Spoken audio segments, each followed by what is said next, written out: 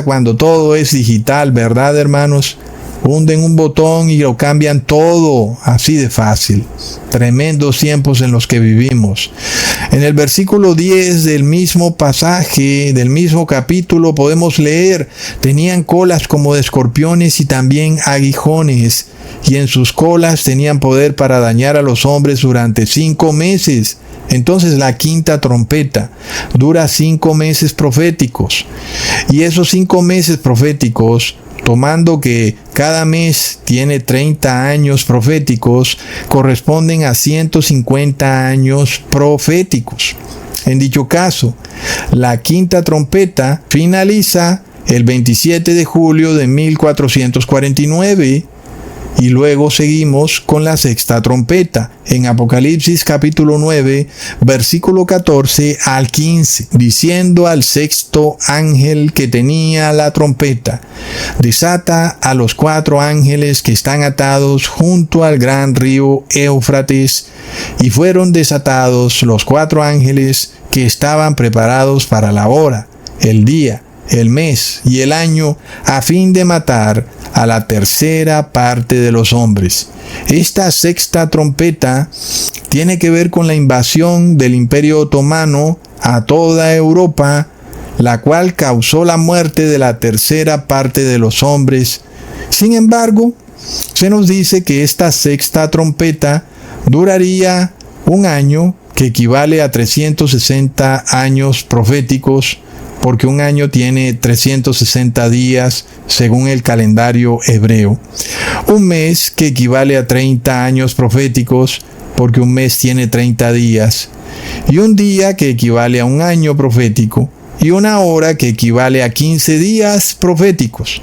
De manera que al sumar todo eso nos da 391 años con 15 días, lo cual nos lleva al 11 de agosto de 1840, año en que el sultán del Imperio Otomano cedió gran parte de su poder a las naciones europeas. En ese año no cayó el Imperio Otomano, pero empezó la caída del Imperio Otomano. De esta manera, hermanos, de nuevo, comprobamos que la séptima trompeta inicia justo después del año 1844 o en el año 1844. ¿No es de locos, hermanos? Entonces es en ese momento cuando Jesús inicia su ministerio en el lugar santísimo. Leamos luego lo que se nos confirma en la séptima trompeta.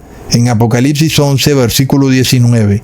Y el templo de Dios fue abierto en el cielo, y el arca de su pacto se veía en el templo, y hubo relámpagos, voces, truenos, un terremoto y grande granizo.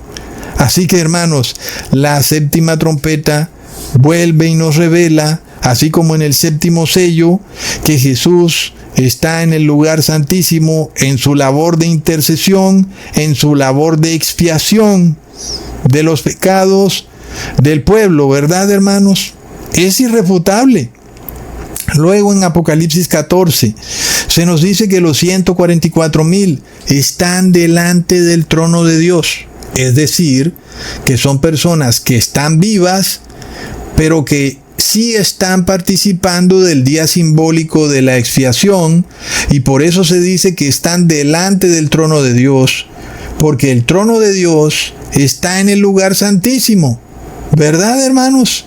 Es de locos. Leamos en Apocalipsis capítulo 14, versículo 3. Y cantaban un cántico nuevo delante del trono y delante de los 4 seres vivientes y de los ancianos, y nadie podía aprender el cántico sino aquellos 144,000 que fueron redimidos de entre los de la tierra. Hermanos, pongan atención, que yo no me puedo inventar esto, hermanos. Yo por eso doy versículo tras versículo. ¿Qué es lo que leemos en el versículo 3? Se nos dice claramente que los 144,000 están delante del trono de Dios. y el trono de Dios es el arca del pacto, la cual está dentro del lugar santísimo. Es decir, solamente 144,000 personas se dignan a celebrar el día simbólico de la expiación. Son solamente 144,000 personas las que reconocen la autoridad de Cristo como único Rey, único Salvador, porque en la tierra solamente tenemos presidentes o gobernantes, pero no podemos tener reyes y salvadores, ¿verdad, hermanos? Aunque ellos pretendan ser reyes, ciertamente que lo pueden pretender, pero solamente son reyes en cuanto a lo terrenal, no pueden ser reyes en cuanto a lo espiritual. Solamente tenemos un rey y es Jesucristo.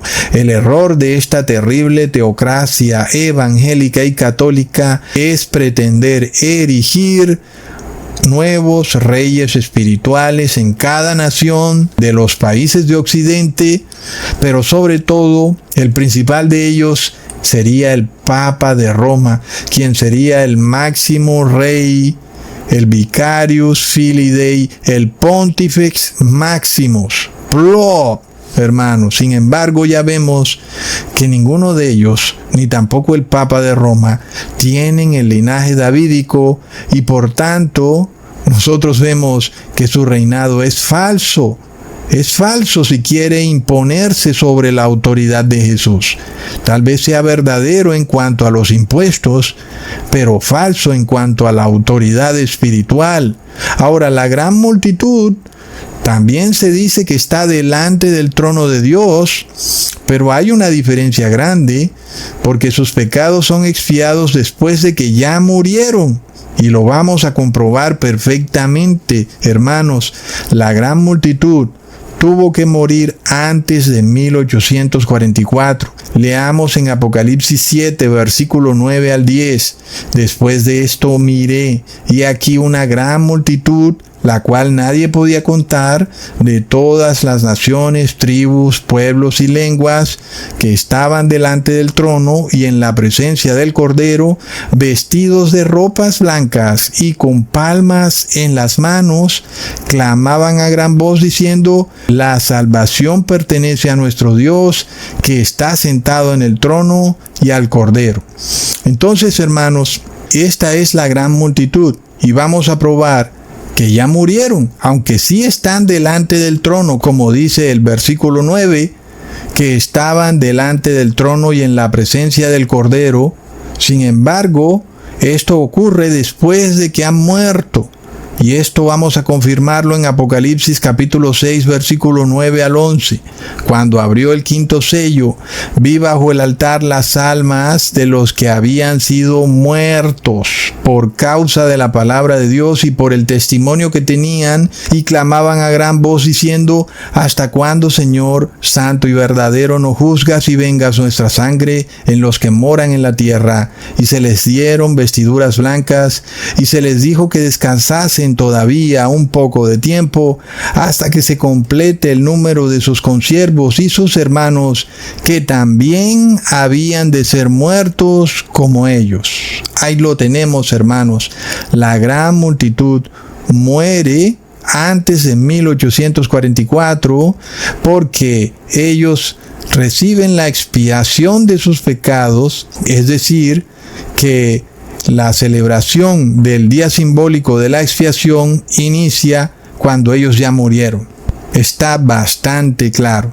La diferencia con los 144,000 es que la gran multitud ya está muerta mientras los pecados son expiados del templo. Sin embargo, los 144,000 están vivos mientras los pecados son expiados del templo. Y por eso estamos viendo algo que es un arrepentimiento grupal, un arrepentimiento que ocurre al mismo tiempo con muchas personas, siendo esas muchas personas máximo 144,000 personas, recontra mega plop. Leamos en Apocalipsis capítulo 15 versículo 1. Vi en el cielo otra señal grande y admirable, 7 ángeles que tenían las 7 plagas postreras, porque en ellas se consumaba la ira de Dios. Entonces nosotros vemos que Dios se prepara para impartir justicia y Dios de nuevo muestra que su labor de expiación en el templo celestial está por finalizar, y por eso de nuevo en este mismo pasaje bíblico se revela el arca del pacto desde el cielo. Leamos del versículo 5 al 6. Después de estas cosas miré, y he aquí fue abierto en el cielo el templo del tabernáculo del testimonio, y del templo salieron los 7 ángeles que tenían las 7 plagas, vestidos de lino limpio y resplandeciente, y ceñidos alrededor del pecho con cintos de oro. Entonces ahí lo tenemos, hermanos. De nuevo, el templo del tabernáculo del testimonio, que hace referencia al lugar santísimo, es visto en el cielo. Ahí está el trono de Dios, que precisamente es el símbolo de su autoridad sobre todos los moradores de la tierra. Y Dios es entonces quien decreta justicia sobre los impíos. Y esto es lo curioso, que en ese momento los moradores de la tierra se preparan para establecer una teocracia con otro rey en nombre de Jesús. No es de locos, hermanos. Mientras Dios los está llamando al arrepentimiento, ellos no quieren venir. Solo 144,000 personas se disponen a venir al día de la expiación, es decir, que son los que honran la autoridad de Dios. Es de locos, hermanos. Impresionante. El resto de las personas y moradores de la tierra quieren repudiar la autoridad de Jesús y quieren establecer un gobierno terrenal, contradiciendo a Jesús, quien dijo que su reino no era de este mundo. Es impresionante, hermanos. Y aquí vemos otro punto clave y crucial que nosotros podemos constatarlo en nuestra propia vida. Cuando nosotros vemos este número tan pequeño, yo pienso que todavía es más pequeño, y vemos que de verdad nadie, o casi nadie, quiere entrar al lugar santísimo. ¿Verdad, hermanos? Es como que uno no puede entenderlo cuando uno ve tal cantidad de pruebas, tal cúmulo de pruebas, no solo las pruebas bíblicas, sino también las noticias que uno ve. Son evidentes las palabras de Donald Trump, son evidentes las violaciones que está haciendo a la Constitución al establecer una oficina de la fe. Es evidente que quiere formar una teocracia. Está clarísimo que es algo opuesto a la voluntad de Jesús. Es decir, uno puede ver que pocas personas en realidad quieren venir al día de la expiación. Sin embargo, Dios, en su misericordia, envía a 3 ángeles para que anuncien la autoridad de Dios sobre todos los moradores de la tierra. El primer ángel, recordemos, en Apocalipsis 14, versículos 6 al 7, nos revela que Dios es el autor de la creación.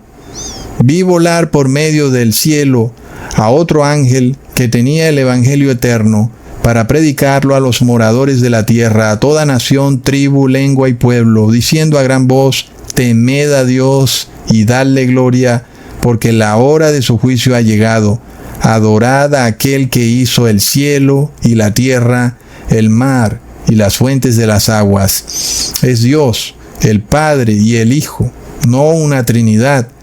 Y Dios reposó en sábado, cuando terminó su labor creadora. Sin embargo, el ser humano tiene otro Dios, tiene a una tal Trinidad, reposa en domingo y no acepta que el templo de Dios está allá arriba en el cielo, sino que pretende